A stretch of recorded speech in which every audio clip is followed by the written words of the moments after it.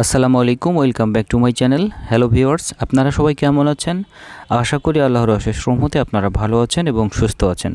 আজকে ইউনিক রান্নাঘর কিচেনের আয়োজনে থাকবে কবুতরের মাংস রান্না। আপনারা যারা এ রান্নায় সব ধরনের মশলা ব্যবহার করেও এর অথেন্টিক যে ফ্লেভার সেটা তৈরি করতে পারেন না, আমি তাদেরকে বিশেষ করে অনুরোধ করব আমার এই ভিডিওটি না টেনে পুরোপুরি দেখার জন্য। তাহলে আমার ভিডিওর মধ্যে থাকা আপনি সব ধরনের টিপস পেয়ে যাবেন। আমি আজকে এখানে রেসিপির জন্য 2টি কবুতরের বাচ্চা নিয়ে নিয়েছি। আমার বাচ্চাগুলো অনেক হেলদি ছিল, এই কারণে মাংস একটু বেশি হয়েছে।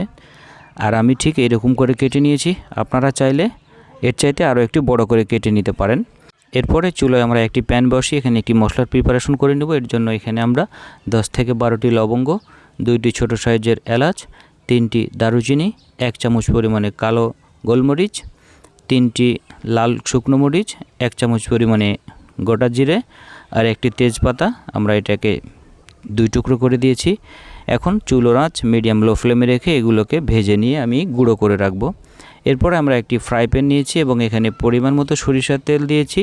আর এখানে আমি কিছু গোটা মশলা দিয়ে দিলাম, 2টি সাদা এলাচ, 5 থেকে 7টি লবঙ্গ, একটি ছোটো সাইজের দারুচিনি এবং একটি লাল মরিচ। আমি এখানে এগুলোকে ভালো করে ভেজে নেব যেন এর স্মেলগুলো তেলের সঙ্গে খুব ভালো করে মিশে যায়। এখন এগুলো ভাজা হয়ে গেলে তখন আমি এখানে আগে থেকে কেটে রাখা আমি পেঁয়াজগুলো দিয়ে দেব। আমি এখানে আজকের রেসিপির জন্য 200 গ্রাম পেঁয়াজ ব্যবহার করেছি। আপনারা চাইলে এটা একটু কমিয়ে নিতে পারেন, তবে কবুতরের বাচ্চা রান্না করার জন্য পেঁয়াজ এবং তেলের পরিমাণ একটু বেশি লাগে, তাহলে এর টেস্ট অনেক সুন্দর আসে। এখন এগুলোকে আমি খুব ভালো করে ভেজে নেব। যখন এইরকম করে ভাজা হয়ে যাবে তখন এমত অবস্থায় আমি এখানে 2 চামচ পরিমাণে হলুদ গুঁড়ো আর 1.5 টেবিল চামচ পরিমাণে মরিচ গুঁড়ো, 1 টেবিল চামচ পরিমাণে ধনে গুঁড়ো এবং 2 টেবিল চামচ পরিমাণে সাদা লবণ আমি এখানে দিয়ে দিলাম এবং এগুলোকে চুলোর আঁচ মিডিয়াম লো ফ্লেমে রেখে খুব ভালো করে মিশিয়ে নেব। এগুলো যখন খুব ভালো করে ভাজা হয়ে যাবে তখন আমি এখানে বাটা মশলা ব্যবহার করব। এর জন্য আমি এখানে 2 টেবিল চামচ পরিমাণে আদা বাটা এবং 1.5 টেবিল চামচ পরিমাণে রসুন বাটা দিয়ে দিলাম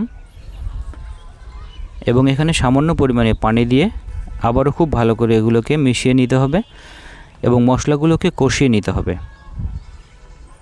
চুলোর আঁচ এমত অবস্থায় অবশ্যই একটু লো ফ্লেমে রাখতে হবে। মশলা থেকে অতিরিক্ত তেল না ছেড়ে আসা পর্যন্ত আমরা এটাকে ঢেকে রান্না করে নেব। আমরা ঢেকে রেখেছিলাম প্রায় 5 মিনিট। দেখতে পাচ্ছেন মশলা থেকে তেল ছেড়ে এসেছে। আমরা এখন আমাদের আগে থেকে কেটে রাখা মাংসগুলো এখানে দিয়ে দেব। মাংসগুলো এখানে দিয়ে দেওয়া হলে মশলার সঙ্গে খুব ভালো করে আমরা এটাকে মিশিয়ে নেব।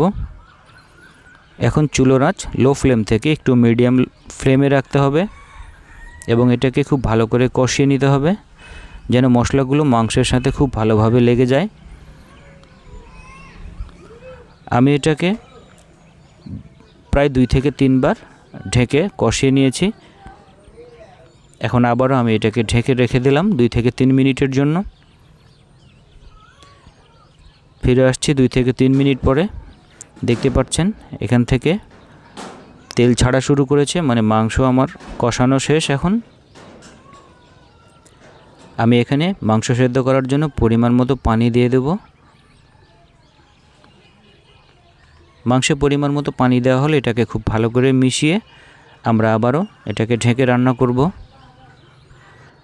এমত অবস্থায় চুলোর আঁচ মিডিয়াম লো ফ্লেমে রেখে আমরা এটাকে ঢেকে রান্না করে নেব প্রায় 10 মিনিট। 10 মিনিট পরে আমরা ফিরে আসছি।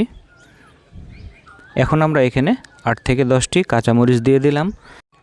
এই পর্যায়ে কাঁচামরিচগুলো যদি দেওয়া হয় তাহলে কিন্তু এর সাথে অনেক সুন্দর একটা স্মেল যোগ হয়। এখন আমি দিয়ে দিলাম আগে থেকে যেটা আমি তৈরি করে রেখেছিলাম মশলা, সে মশলাগুলো আমি এখানে সম্পূর্ণটাই ব্যবহার করেছি। আপনারা কোনোভাবেই এই স্টেপটিকে স্কিপ করতে পারবেন না, আপনারা এটা অবশ্যই এখানে দেওয়ার চেষ্টা করবেন, তাহলে মাংসটা অনেক সুন্দর হবে রান্না এবং এখান থেকে অনেক সুন্দর একটা স্মেল ছড়াবে। এখন আমি এটাকে আবারও ঢেকে দেবো প্রায় 2 থেকে 3 মিনিটের জন্য। 2 থেকে 3 মিনিট পরে আমরা ফিরে আসছি। আমার মাংস রান্না এখন একদমই শেষ। দেখতেই পাচ্ছেন এর কালারটা কত সুন্দর হয়েছে আর এটা খেতেও অনেক সুন্দর ছিল। আপনারা অবশ্যই বাসায় ঠিক এইভাবে এটা ট্রাই করবেন। এবং কেমন হচ্ছে তা প্রতিবারের মতোই আমাকে আমার কমেন্ট বক্সে জানাতে ভুলবেন না। এখন আমি আপনাদেরকে এটা সার্ভ করে দেখাচ্ছি। আপনারা এটা দেখে অবশ্যই বুঝতে পারছেন এটা অনেক লোভনীয় হয়েছে এবং খেতে অনেক সুস্বাদু হয়েছিল।